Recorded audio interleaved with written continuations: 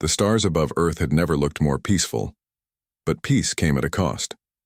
After 5 long years of war with the Valari Dominion, a powerful alien empire ruled by a matriarchal system, humanity finally signed a truce. The Treaty of HFY. Talvaran brought an end to the battles, but the details were strange, almost insulting. One of them required a human representative to stay in the Valari capital as a cultural liaison. Everyone knew what it really meant: a diplomatic hostage.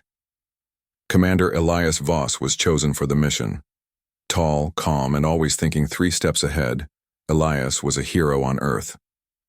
He had led one of the first space fleets against the Valari, and he had survived when many didn't. Now, instead of leading a ship, he was being sent into the heart of enemy territory, alone. The Valari homeworld, Serenva, was not like Earth. Giant crystal towers rose into the clouds, glowing with soft purple light. The air smelled sweet, almost artificial, and everything felt too perfect, too quiet. Valari technology was far ahead of humanity's. Their ships moved without sound. Their buildings healed themselves. Their people lived for centuries. Elias stepped off the shuttle and onto a long path made of floating stones. At the end stood the one who ruled it all, High Matron Zelaran. She was tall and graceful, her silver robes flowing like water. Her skin was deep blue, and her eyes glowed with a faint gold light. She wore a crown of white feathers and gems. She looked more like a statue than a living being. "Welcome, Elias Voss of Earth," she said, her voice calm but firm. "You will serve the Empire now, until your duty is fulfilled." Elias bowed slightly, keeping his eyes on hers. "And what duty is that, High Matron?" She smiled, but it did not reach her eyes. "The treaty is clear. Until you give me an heir, you're not free, human." The words hit him like a thunderclap. He had read the treaty, of course. The line had been there, buried in old Valari tradition, a symbolic clause. Everyone had said. Nobody had thought she would take it literally. "I was told this position was diplomatic," Elias said carefully. "It is," she replied. "And diplomacy between our species must be permanent." He was taken to his quarters, more like a golden cage. The walls were smooth and warm to the touch. The furniture was elegant but strange, made for a body that was not quite human. Outside the windows, giant flying beasts moved slowly through the skies, used like ships by the Valari. Elias sat on the soft edge of his bed, thinking. He could not go back to Earth. The treaty tied his fate to the matron's will, and if he refused, war could return. Millions might die. Yet, he could not simply obey. The next day, he met the members of the royal court. Valari nobles watched him with silent curiosity. Some looked amused, others looked offended. A few looked at him like a puzzle they could not solve. No one treated him as an equal. The matron's daughter, Lady Calith, greeted him with a nod. "You are brave to come here, human," she said. "Most would have run." "I don't run," Elias said. "You should learn," she replied with a thin smile. "Before you are made to crawl." Life in the palace was strange. Every moment was controlled. Meals, meetings, even rest. Elias began to notice things. The guards were always watching him. The servants avoided his eyes.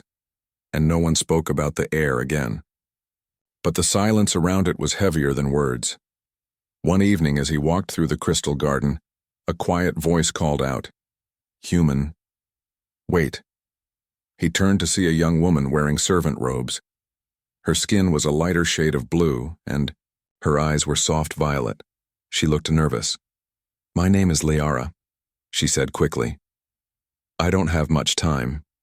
You are not the first they brought here." Elias frowned. "What do you mean?"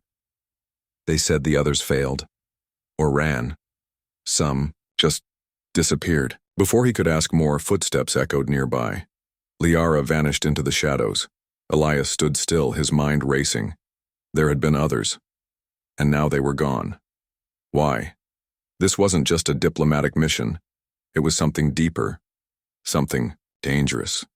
And he was in the center of it. He looked up at the stars again that night, feeling smaller than ever, but not defeated. The next morning, Elias Voss woke early. The palace was quiet, but something in the silence felt unnatural, like it was watching him. He stood by the window of his chamber and stared out at the crystal towers of Serenva.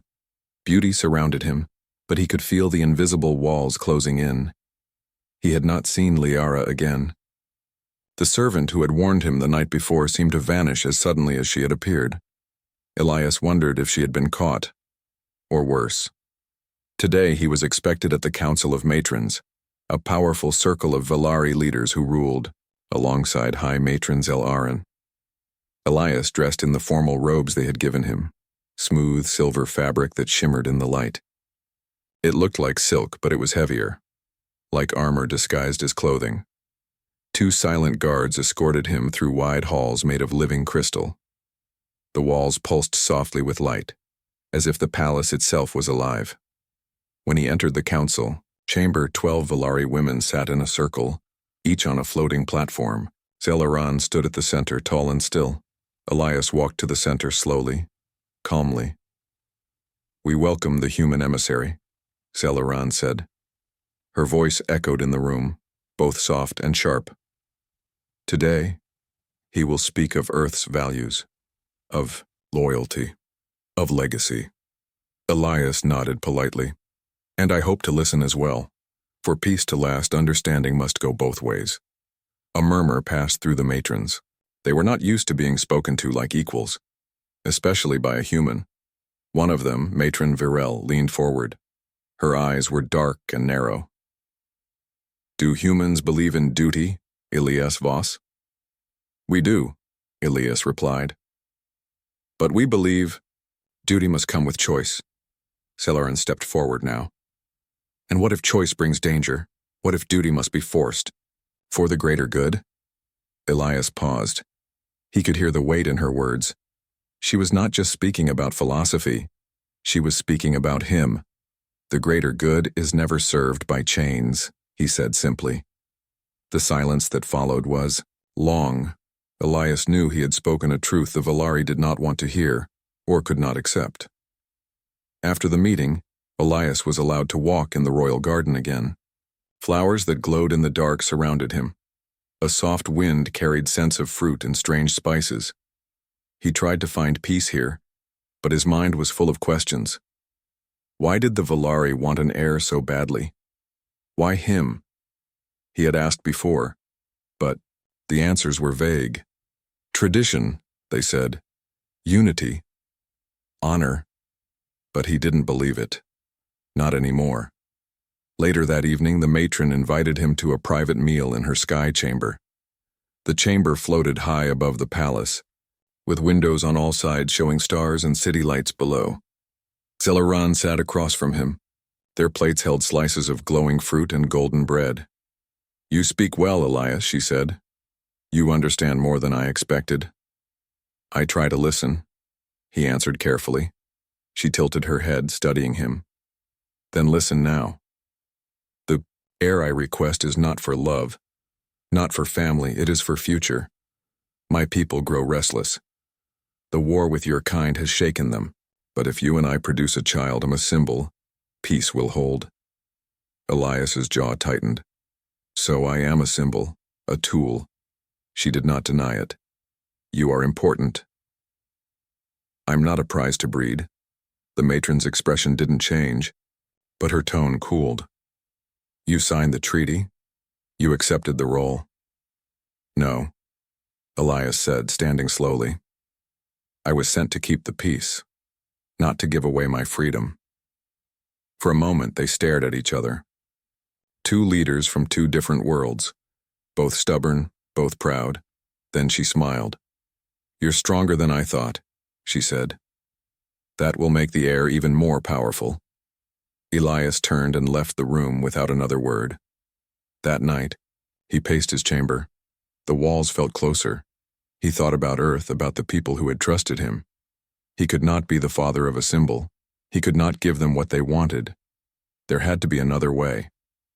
Just then, a soft knock came at his door. He opened it and Liara slipped inside, her eyes wide with fear. "They are watching everyone," she whispered, "but I know a place where they don't see." "Why are you helping me?" Elias asked. "Because you are the last chance," she said, "and because I am not fully Valari. My father was human." Elias stared at her, stunned. "You're the reason they fear the child," she continued, "because if there's one, there can be more, and those children may choose for themselves." Liara looked up at him. "They don't want an heir. They want control." Elias nodded slowly. Now he understood. He wasn't just caught in a political game. He was caught in something bigger, a fight for the future, and he had no plans to lose. The palace was a maze of shining halls and endless corridors, but to Elias Voss, it felt more like a cage.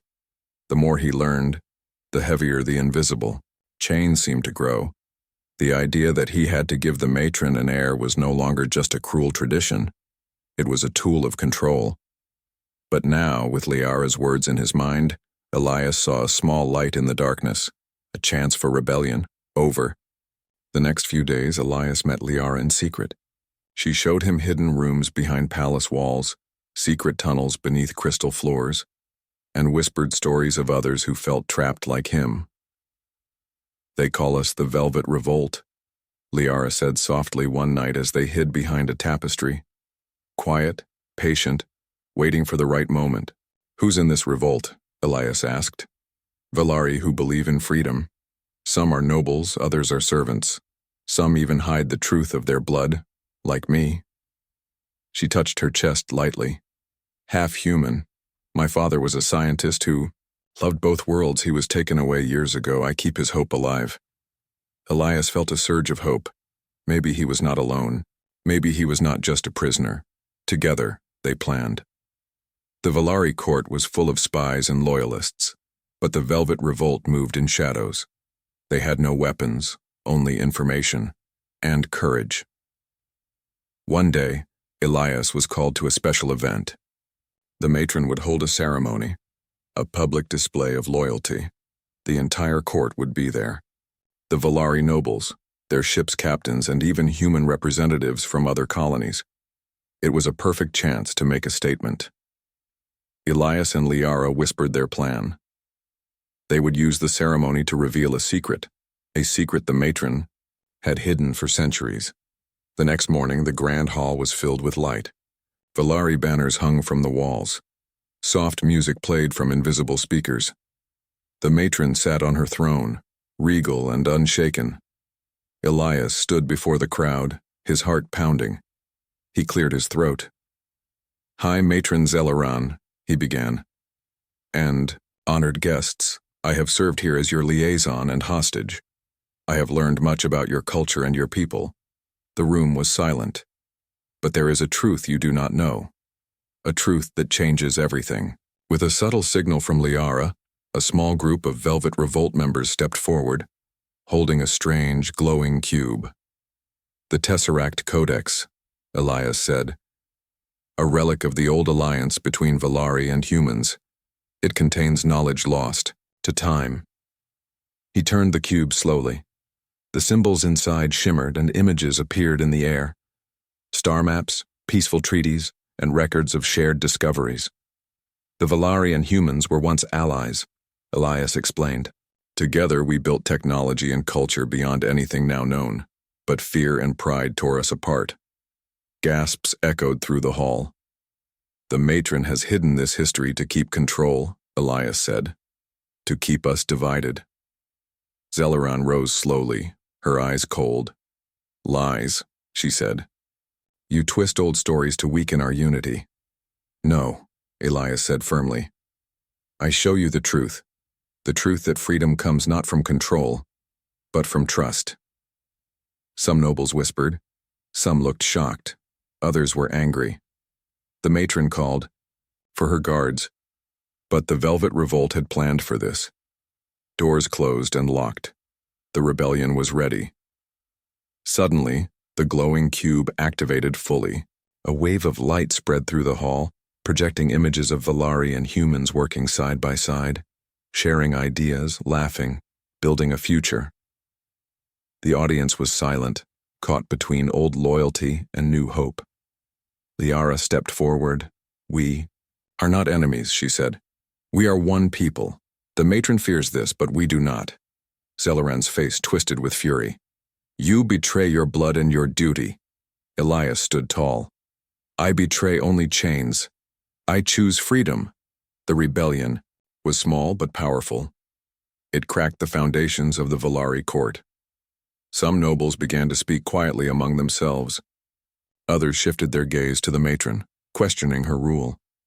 That night, Elias and Liara met in the hidden tunnels beneath the palace. The rebellion had taken a risk, but the matron was not defeated. "She will strike back," Liara warned. "Harder than ever." Elias nodded. "Then we prepare. For the first time, humanity and Vallari stand together, and we will fight for our future, not as slaves but as equals." As they walked through the dark halls, the faint glow of the Tesseract Codex still burned in Elias's mind, a beacon of hope in the galaxy's long night. The Tesseract Codex glowed softly on the stone table in the secret chamber beneath the palace. Its light pulsed like a heartbeat, casting shifting patterns on the walls. Elias Voss stared at it, feeling a mix of awe and hope. "This is more than just a relic," Liara whispered. "It holds the secrets of our past. Secrets powerful, enough to change the future." Elias nodded. "If we can unlock it, the whole galaxy will see the truth. Maybe then the Vallari will understand they don't need to rule by fear." Liara reached out and touched the codex. It responded instantly, projecting star maps and symbols into the air. Some of the signs looked like science, others like art, but all were unfamiliar. "We need to learn how to read this," Elias said. "Can you help me?" "I can try," Liara replied.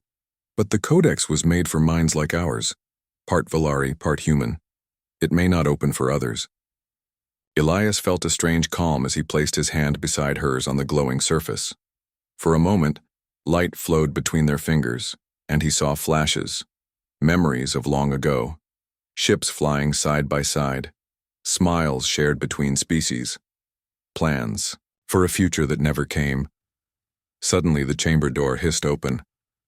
"We don't have much time," Liara said urgently. "They know we're here." Elias grabbed the codex. Together they slipped through the hidden passages, moving quickly but quietly. Outside, the palace was tense. Guards patrolled in tighter groups. The rebellion had shaken the matron's rule, but she was not weak. Her eyes burned with anger and determination. Back in Elias's quarters, he spread out the holographic images from the codex. They showed ancient technology, energy sources far beyond what humans or Vallari currently used. Plans for starships, faster than light, designed for peace missions, not war. "This technology could change everything," Elias said. "Not just for us, but for all species under the Dominion." Liara nodded. "But it's dangerous too. If the matron gets her hands on this knowledge, she'll use it to crush the revolt. And Earth." Elias clenched his fists. "We need allies, both human and Vallari, who want freedom." Days passed as Elias and Liara studied the codex. Slowly, they decoded symbols and unlocked messages left by the ancient alliance. One message stood out. It spoke of a unifier, someone born of both bloodlines, who would bring peace and strength to the galaxy. Elias looked at Liara. "Could that be you?" She smiled sadly. "Maybe, but I'm not ready. Not yet." Their moment was broken by a sudden alarm. The palace was on alert. The matron's forces were searching for the rebels. Elias and Liara gathered their small group. "We have to move the codex," Elias said. "If they capture it, all is lost." Using secret tunnels, they took the codex deep beneath the palace, into a vault built centuries ago. Heavy doors sealed them inside. As they caught their breath, Liara turned to Elias. "The matron wants you to give her an heir. But what if the real heir is the hope we carry now?" Elias smiled. "Then we fight for that hope, for freedom, for the future." Outside, the matron's voice echoed through the halls. "Find them. Bring me the human." Elias and Liara exchanged determined glances.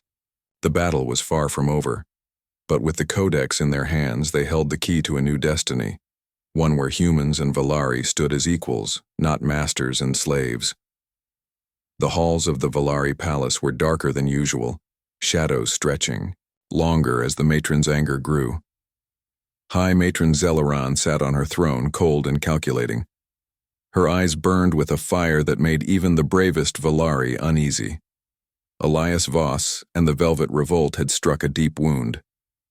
The revelation of the Tesseract Codex, the memories of a lost alliance had shaken the foundation of her rule.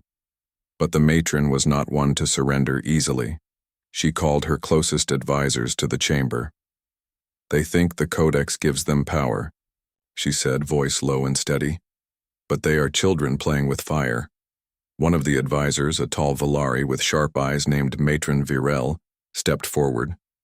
"The human Elias Voss is clever, but his loyalty is weak. If we break him, the rebellion will fall."